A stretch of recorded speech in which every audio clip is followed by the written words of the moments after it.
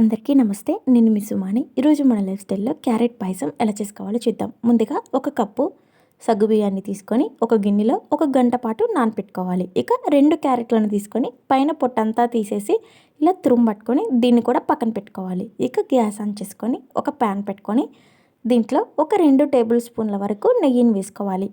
నెయ్యి అంతా కరిగిన తర్వాత దీంట్లోకి మనం సన్నగా కట్ చేసుకున్న జీడిపప్పు బాదం ముక్కలను వేసుకొని ఫ్రై చేసుకోవాలి. ఇవి లైట్ గోల్డెన్ కలర్లోకి వచ్చేట్టు ఫ్రై చేసుకోవాలి. ఇలా ఫ్రై అయిన తర్వాత వీటన్నిటిని వేరొక బౌల్లోకి తీసుకోవాలి. ఇలా మొత్తం అన్నీ తీసుకున్నాక పక్కన ఉంచుకోవాలి. ఇక అదే ప్యాన్లో మనం ముందుగా తురుము పట్టుకున్న క్యారెట్ను వేసుకొని క్యారెట్లో ఉన్న పచ్చివాసన అంతా పోయే వరకు ఫ్రై చేసుకోవాలి.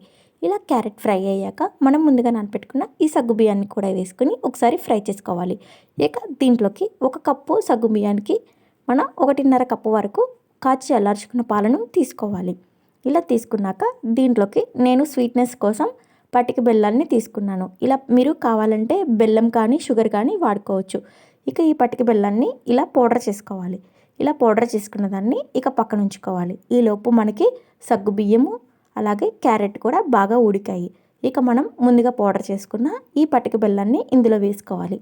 ఇలా వేసుకున్న తర్వాత మొత్తం అంతా ఒకసారి కలుపుకోవాలి. ఇలా కలుపుకున్నాక ఇక దీంట్లోకి కొద్దిగా యాలకుల పౌడరు మనం ముందుగా ఫ్రై చేసుకున్న జీడిపప్పును కూడా వేసుకొని ఒకసారి మిక్స్ చేసుకోవాలి.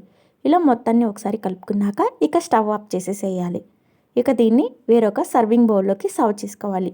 మీరు కూడా ఎప్పుడన్నా పాయసం చేయాలనుకున్నప్పుడు ఇలా క్యారెట్తో ట్రై చేయండి. మీకు ఎలా వచ్చిందో కింద కామెంట్ సెక్షన్లో కామెంట్ చేయండి. అలాగే వీడియో నచ్చితే లైక్ చేయండి, షేర్ చేయండి.